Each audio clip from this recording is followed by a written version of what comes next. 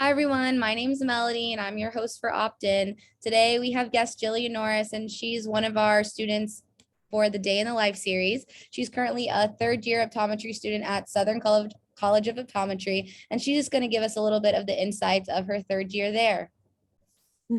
Hey, everyone.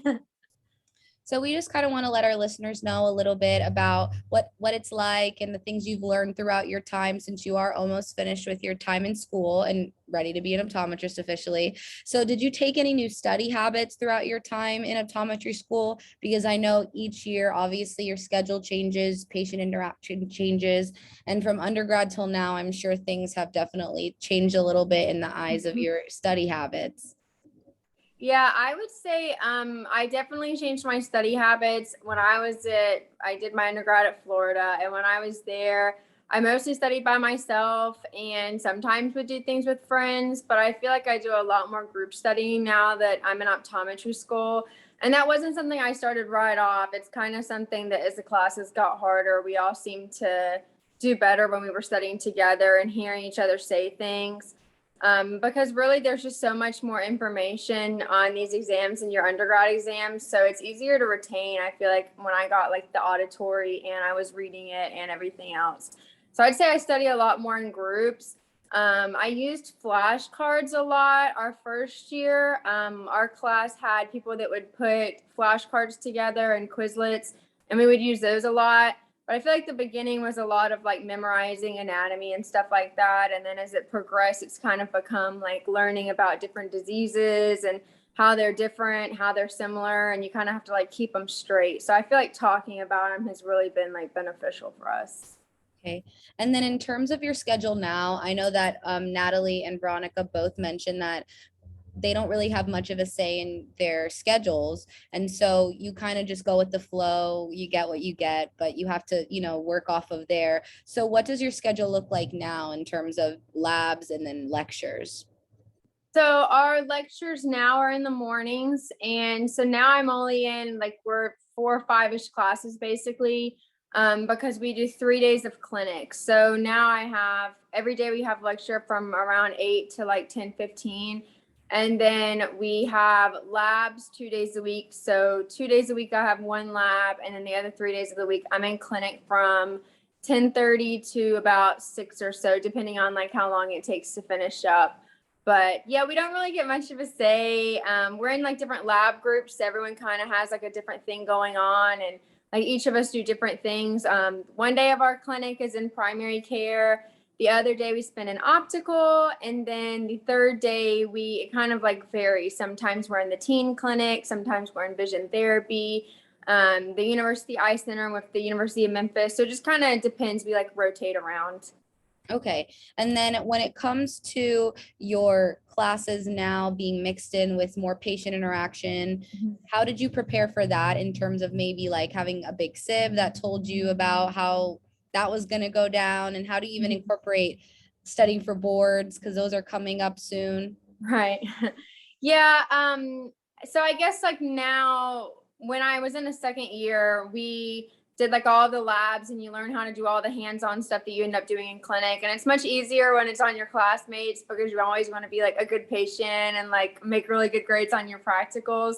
So we just practice so much there that it kind of just becomes like second nature, and nothing really like prepares you for doing it with the patients in clinic. But I feel like just the more you do it, the more you get used to it. And I think the hardest part is you're also like on a time constriction where they don't want you to be in there with the patient for, 5 hours, or you'll never get to the next ones. So I feel like the efficiency is the thing that really starts to come. Um, and then now, like working in boards and stuff, a lot of people, and this is something that I've kind of started doing too, is it's hard because we still have a couple of classes that we're taking that aren't super easy either. And we're trying to study for boards. And I think most people start studying for boards like October 1st usually. And what I found is a lot of people will wake up at like 6 or so, and they'll like do 2 hours or so of like board studying, and then go to class, and then go to clinic, and then after clinic like try to study as much as you can at night. But usually we're also drained after clinic, like no one really gets much done. So I feel like a lot of people try to wake up earlier. But it also just depends because like I studied a lot at nighttime when I was in college. So I'm used to it being dark and me studying, and I'm not the easiest person to wake up early in the mornings. Like sometimes I can do that, and then sometimes I'm just too exhausted. But it does help that we have those 2 days off because we technically have labs, but they're like 2 or 3 hours a piece, and then you kind of have like the rest of the afternoon to catch up on, board studying and your class studying too. Okay. And then currently, what's your favorite course? Um, I think my favorite would probably be PSEG 2. So I didn't like posterior segment 1, but PSEG 2, I feel like is kind of, I think my favorite part of it is it's like wrapping up a lot of the disease stuff, and we're coming to an end, and I see like a light at the end of the tunnel. Uh-huh. But I really like disease, and I think that's just my favorite class. We also have a class now that is new. We're the first year to actually take it. And it's like a surgical procedure class. So it kind of talks about like lasers and different like things that they would remove, like chalazions, hordeolum, stuff like that, or like if people have some kind of like malignant thing on their eye to take that off, or even like some like cautery procedures and stuff like that. So it's kind of cool learning about it because the scopes are expanding in certain states and stuff, and hopefully at some point every state will be the same and we'll all get to do that. So that's kind of cool too. And I think plus since we're like the guinea pigs getting to take it first, it's pretty interesting. Okay. And in terms of your most, I guess, opposite end of the spectrum, difficult class, how are you trying to like, I guess, just not ace it necessarily, but do your best at it, get the best grade you can? What course is Mhm. that for you?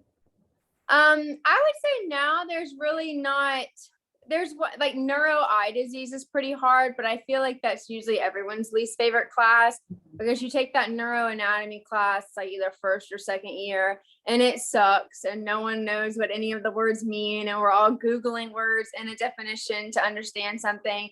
So I think the neuro eye disease is like hard, but it's really one of the important ones just because of like if something's wrong with one of those things, it's usually pretty bad or like you need to investigate more.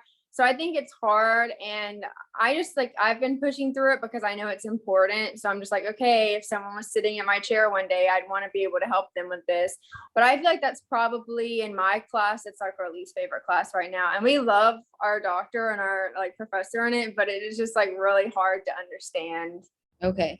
And are most of your professors actual optometrists that like go in terms of like teaching route instead of maybe like patient interaction route? Yeah, I think almost if not all of our professors are ODs or like OD PhD. And most of them, I think like that's one of the things is for them to teach. They're in the clinic too. So a lot of my professors that I've had and like really grown to like, I've ended up also having them in clinic as a staff doctor, which is really cool because like you find yourself talking about things you talked about 2 years ago with them when you were in class. So they kind of can see how you grow. And then it's like really cool to get to know them in a like different way. And I know that both Natalie and Veronica said that in optometry school they don't really want to trick you. They do want to like connect all the dots. Mhm. And so I feel like that's just super like helpful when it comes down to not only like learning in the classroom, but connecting it to an actual patient that, like you said, isn't your peer that's trying to be the best patient they can Right. be. So I think that's definitely like helpful. Hmm. And I know that SEO offers different opportunities to like help their students or you just, clubs, things like that. Are you taking advantage of any of the, I guess, extra help that SEO offers? Yeah, I would say a majority of our class, they do like the class notes where people in our class each like the note takers, they choose a class and then they do the notes for that. And I would say at least every semester I've bought probably half of the notes or more to use. But I really like that. And I know that in the springtime, the school starts a new, like they'll start board prepping us and then like they go through material with us. So I'll probably definitely take advantage of that in the spring. And then they also upload there's like a different kind of class thing on our Moodle page that we can go back through and look at some of the old stuff that we've learned in some of our classes and those older notes. And I've just started looking at that too. So I definitely have used it, but I think it's really valuable when you have like someone sitting in the class that can also write things down and you can kind of cross check to see if there's something you missed or if they can understand it better and explain it to you. Because a lot of times, like especially in those hard classes, they say things that you don't really know what it means. So you kind of have to like take some time afterwards. So it helps if you have someone else that's also already kind of like looked at it and tried to dumb it down too. Okay. And in terms of like any of the clubs that SEO has, are you in any of the clubs or think any are beneficial for maybe a first year to join? Yeah, so I joined the Florida State Club my first year and was president of it my second year. And I thought that was really beneficial. My plans have kind of changed now about where I might want to end up, but definitely join like your state's club, because even if you don't think you'll practice there, there's still a good chance that you might one day if you've ever really wanted to go back.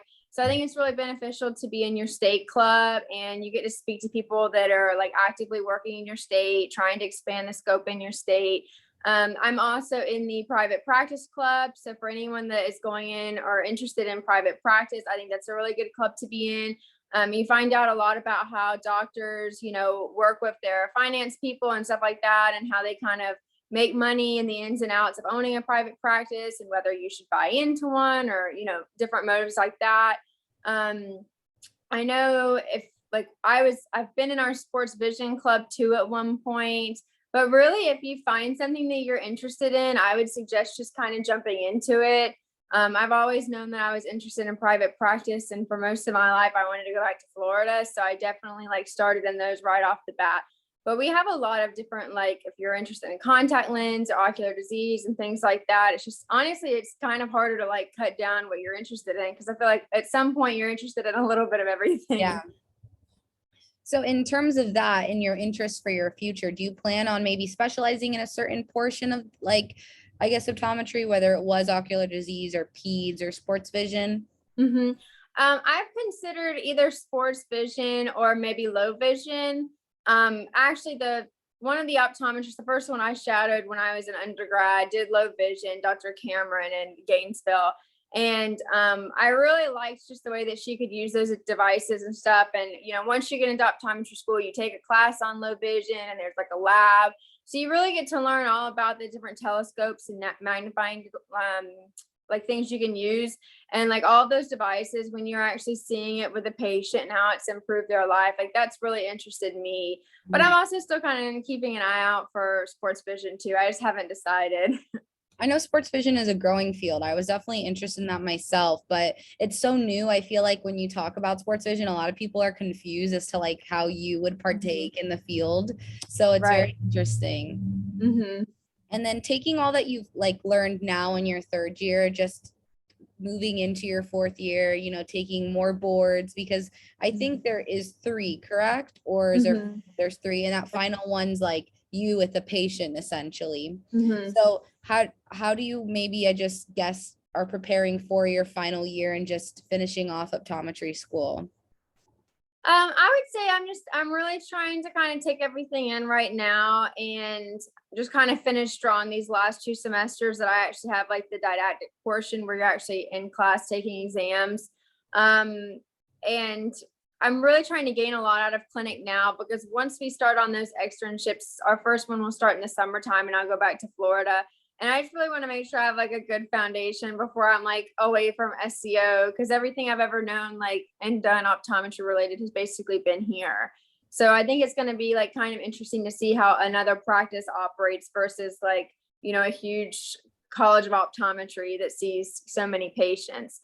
Mhm. So I think I'm really just trying to like get through the boards part, like this first set, because I don't know, just something about reviewing all this information we've learned in the last couple of years is just, it's a lot. Yeah, it's a little overwhelming. Yeah. In terms of externships, when do you start applying for that? Is that after boards are done or is it in the midst of boards? So we've already done ours. I know I talked to Chelsea at Nova, and I think we had done ours like a little bit before them. But during the summertime, between, I guess it was technically like this summer, so like right before well, basically in the midst of the third year, they like we all get together and start picking and like submitting where we'd like to go, and we have to have like a private practice and then like an institution, and then we all do one rotation here. So you kind of do that before you start that fall semester. Yeah, so it's kind of nice because we kind of get it out of the way and then we're not really stressed about it. Like I've known where I'm going to go now for a couple of months. So I'm glad to have all that picked out. Oh, good. Yeah, that's exciting. Yeah. Okay, guys. Well, we just want to thank Jillian for obviously joining us today and being part of our Day in the Life series. Just because you're a listener, you get a code for your OAT study course, and that's code OPTIN, opt in. And we just want to thank you. Thanks, y'all. Hope that was helpful.